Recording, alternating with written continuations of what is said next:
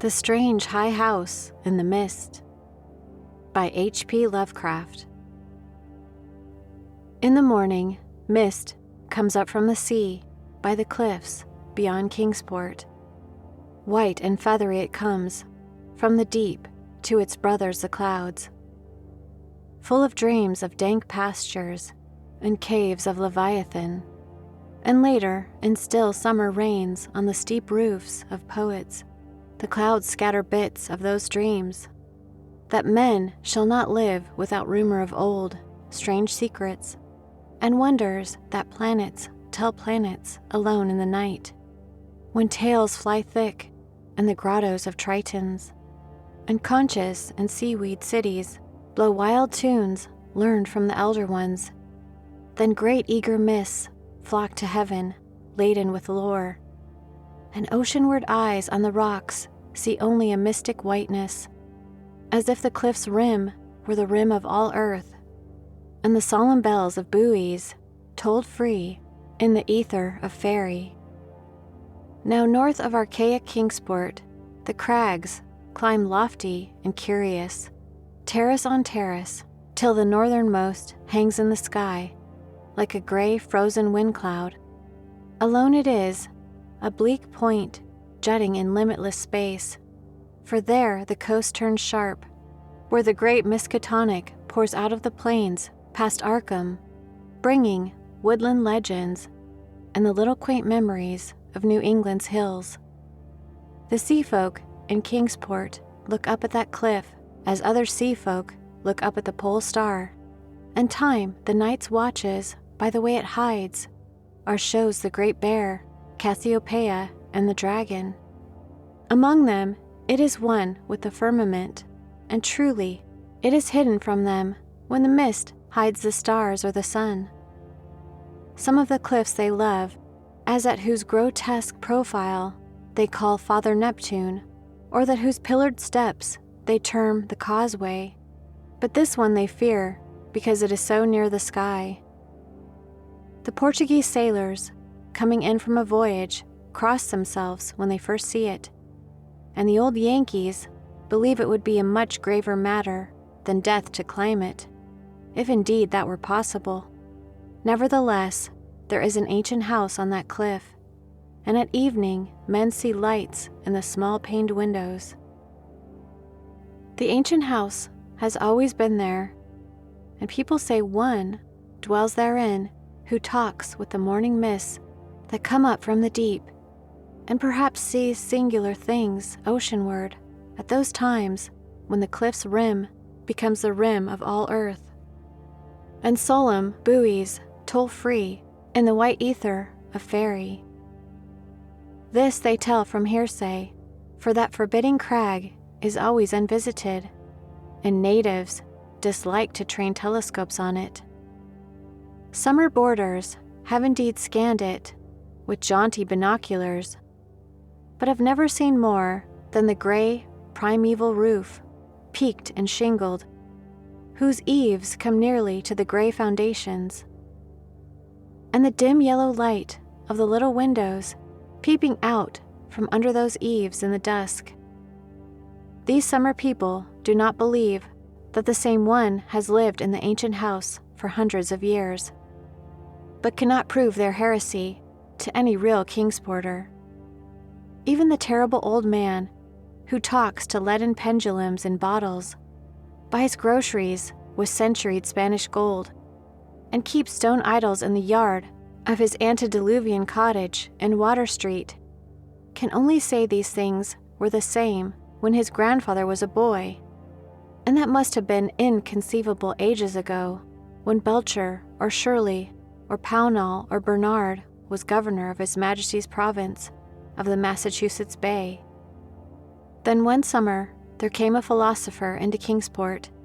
His name was Thomas Olney, and he taught ponderous things in a college by Narragansett Bay. With stout wife and romping children he came, and his eyes were weary with seeing the same things for many years, and thinking the same well-disciplined thoughts. He looked at the mists from the diadem of Father Neptune, and tried to walk into their white world of mystery along the tightened steps of the causeway.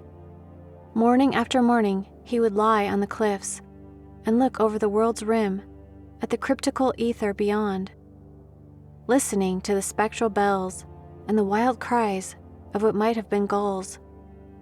Then, when the mist would lift and the sea stand out with a smoke of steamers, he would sigh and descend to the town, where he loved to thread the narrow olden lanes up and down hill and study the crazy tottering gables and odd pillared doorways which had sheltered so many generations of sturdy sea folk.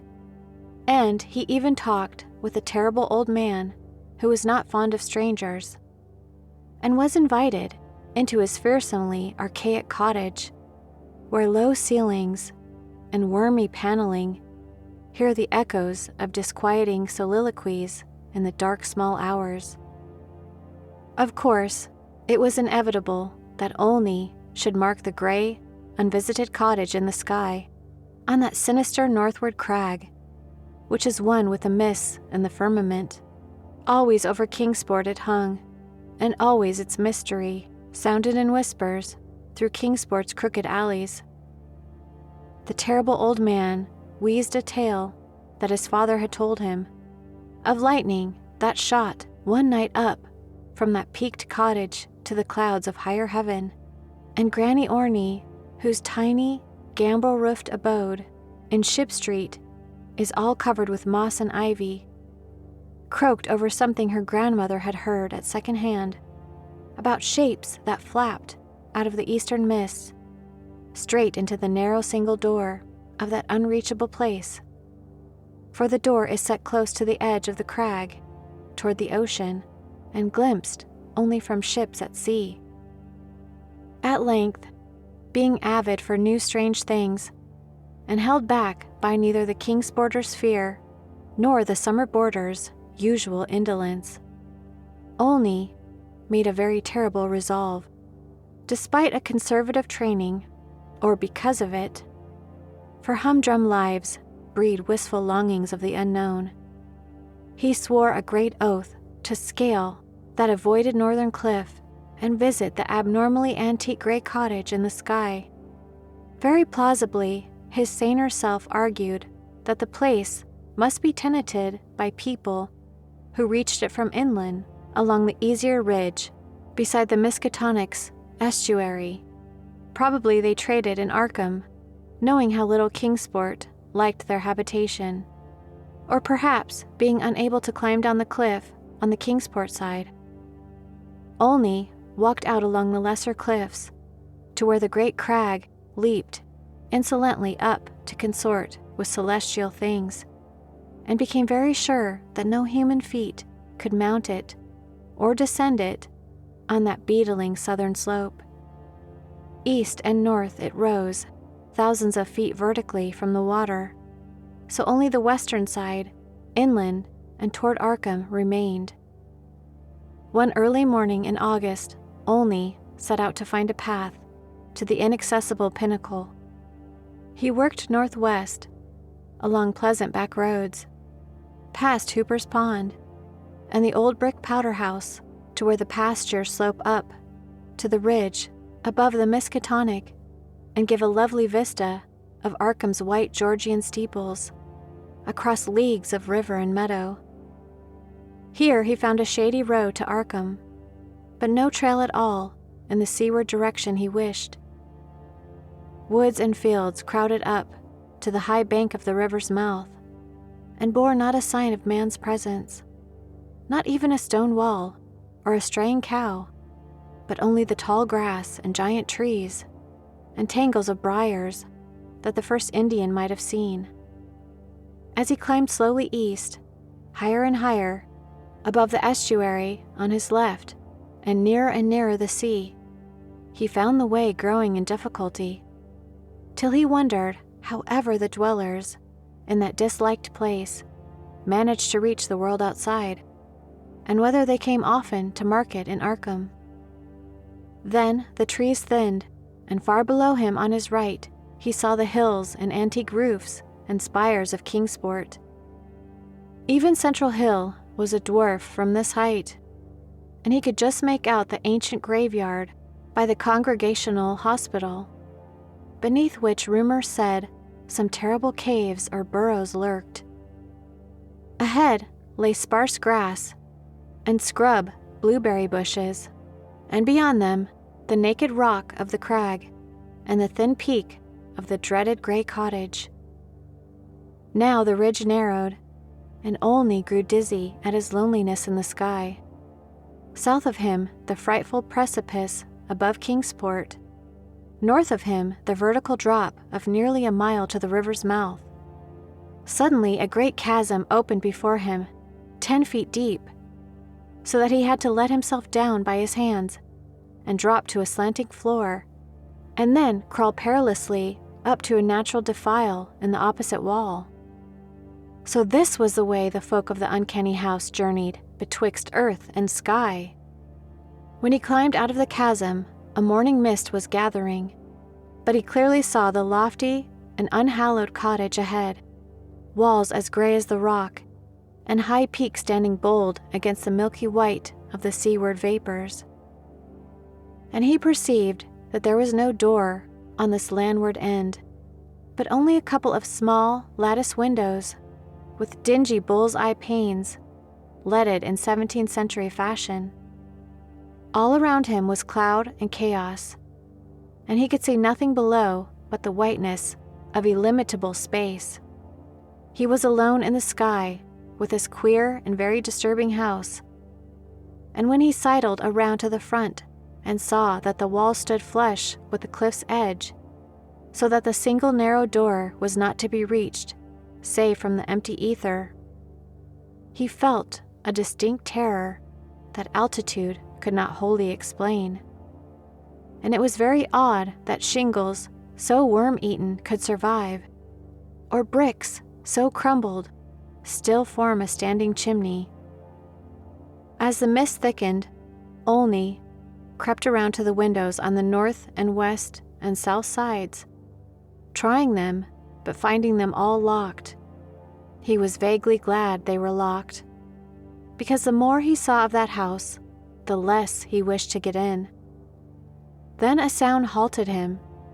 He heard a lock rattle and bolt shoot, and a long, creaking follow, as if a heavy door were slowly and cautiously opened. This was on the oceanward side that he could not see, where the narrow portal opened on blank space, thousands of feet in the misty sky above the waves. Then there was heavy, deliberate tramping in the cottage, and Olney heard the windows opening, first on the north side opposite him, and then on the west, just around the corner. Next would come the south windows, under the great low eaves on the side where he stood, and it must be said that he was more than uncomfortable as he thought of the detestable house on one side and the vacancy of upper air on the other. When a fumbling came in the nearer casements, he crept around to the west again, flattening himself against the wall beside the now open windows. It was plain that the owner had come home, but he had not come from the land, nor from any balloon or airship that could be imagined. Steps sounded again, and Olney edged round to the north. But before he could find a haven, a voice called softly, and he knew he must confront his host. Stuck out of a west window was a great, black-bearded face, whose eyes shone phosphorescently with the imprint of unheard-of sights. But the voice was gentle and of a quaint, olden kind, so that Olney did not shudder when a brown hand reached out to help him over the sill and into that low room of black oak wainscots and carved Tudor furnishings. The man was clad in very ancient garments, and had about him an unplaceable nimbus of sea lore and dreams of tall galleons. Olney does not recall many of the wonders he told, or even who he was, but says that he was strange and kindly, and filled with the magic of unfathomed voids of time and space. The small room seemed green with a dim, aqueous light, and Olney saw that the far windows to the east were not open, but shut against the misty ether with dull, thick panes like the bottoms of old bottles. That bearded host seemed young, yet looked out of eyes steeped in the elder mysteries. And from the tales of marvelous ancient things he related, it must be guessed that the village folk were right in saying he had communed with the mists of the sea and the clouds of the sky ever since there was any village to watch his taciturn dwelling from the plain below. And the day wore on, and still Olney listened to rumors of old times and far places, and heard how the kings of Atlantis fought with the slippery blasphemies that wriggled out of the rifts in ocean's floor, and how the pillared and weedy temple of Poseidonus is still glimpsed at midnight by lost ships who know by its sight that they are lost. Years of the Titans were recalled, but the host grew timid when he spoke of the dim first age of chaos before the gods or even the elder ones were born, and when only the other gods came to dance on the peak of Hathikla in the stony desert near Ulthar beyond the river sky. It was at this point that there came a knocking on the door, that ancient door of nail-studded oak, beyond which lay only the abyss of white cloud. Olney started in fright, but the bearded man motioned him to be still, and tiptoed to the door to look out through a very small peephole. What he saw he did not like, so he pressed his fingers to his lips and tiptoed around to shut and lock all the windows before returning to the ancient settle beside his guest. Then Olney saw lingering against the translucent squares of each of the little dim windows in succession a queer black outline. As the caller moved inquisitively about before leaving, and he was glad his host had not answered the knocking, for there are strange objects in the great abyss, and the seeker of dreams must take care not to stir up or meet the wrong ones. Then the shadows began to gather. First, little furtive ones under the table, and then bolder ones in the dark paneled corners. And the bearded man made enigmatical gestures of prayer, and lit tall candles and curiously wrought brass candlesticks. Frequently, he would glance at the door, as if he expected someone, and at length his glance seemed answered by a singular rapping which must have followed some very ancient and secret code. This time, he did not even glance through the peephole, but swung the great oak bar and shot the bolt, unlatching the heavy door and flinging it wide to the stars and the mist. And then, to the sound of obscure harmonies, there floated into that room, from the deep, all the dreams and memories of Earth's sunken mighty ones. And golden flames played about weedy locks, so that Olney was dazzled as he did them homage. Trident-bearing Neptune was there, and sportive Tritons, and fantastic Nereids. And upon dolphins' backs were balanced a vast crenulate shell, wherein rode the gray and awful form of primal Nodens, lord of the great abyss. And the conches of the Tritons gave weird blasts, and the Nereids made strange sounds by striking on the grotesque resonant shells of unknown lurkers in black sea caves. Then hoary Nodens reached forth a wizened hand and helped Olney and his host into the vast shell, whereat the conches and the gongs set up a wild and awesome clamor, and out into the limitless ether reeled that fabulous train, the noise of whose shouting was lost in the echoes of thunder. All night in Kingsport they watched that lofty cliff when the storm and the mists gave them glimpses of it. And when, toward the small hours, the little dim windows went dark, they whispered of dread and disaster, and Olney's children and stout wife prayed to the bland proper God of Baptists, and hoped that the traveler would borrow an umbrella and rubbers unless the rain stopped by morning. Then dawn swam dripping, and mist wreathed out of the sea, and the buoys told solemn in vortices of white ether. And at noon elfin horns rang over the ocean as Olney, dry and light-footed, climbed down from the cliffs to antique Kingsport with the look of far places in his eyes. He could not recall what he had dreamed in the sky-perched hut of that still nameless hermit, or say how he had crept down that crag, untraversed by other feet.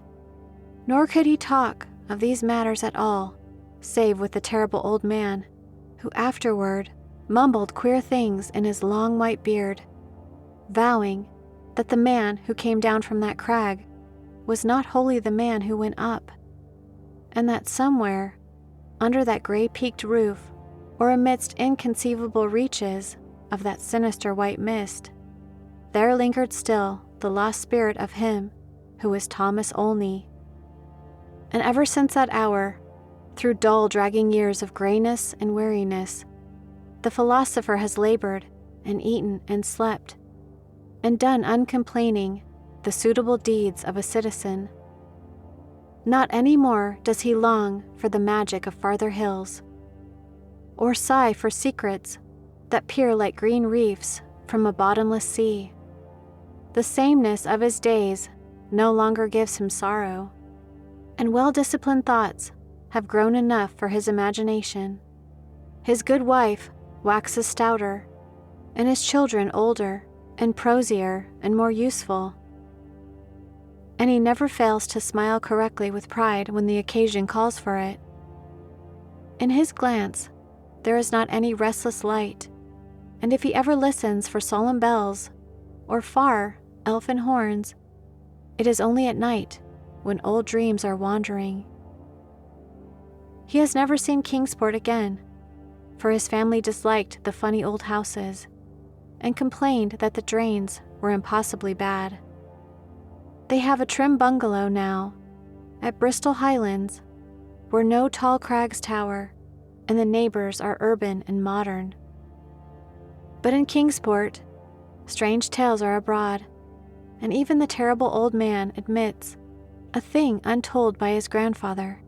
For now, when the wind sweeps boisterous out of the north, past the high ancient house that is one with a firmament, there is broken at last that ominous brooding silence, ever before the bane of Kingsport's maritime cotters. And old folk tell of pleasing voices heard singing there, and of laughter that swells with joys beyond earth's joys, and say that at evening the little low windows are brighter than formerly. They say, too, that the fierce aurora comes oftener to that spot, shining blue in the north, with visions of frozen worlds, while the crag and the cottage hang black and fantastic against wild coruscations, and the mists of the dawn are thicker, and sailors are not quite so sure that all the muffled seaward ringing is that of the solemn buoys. Worst of all, though, is the shriveling of old fears in the hearts of Kingsport's young men, who grow prone to listen at night to the north wind's faint, distant sounds. They swear no harm or pain can inhabit that high-peaked cottage, for in the new voices gladness beats, and with them the tinkle of laughter and music.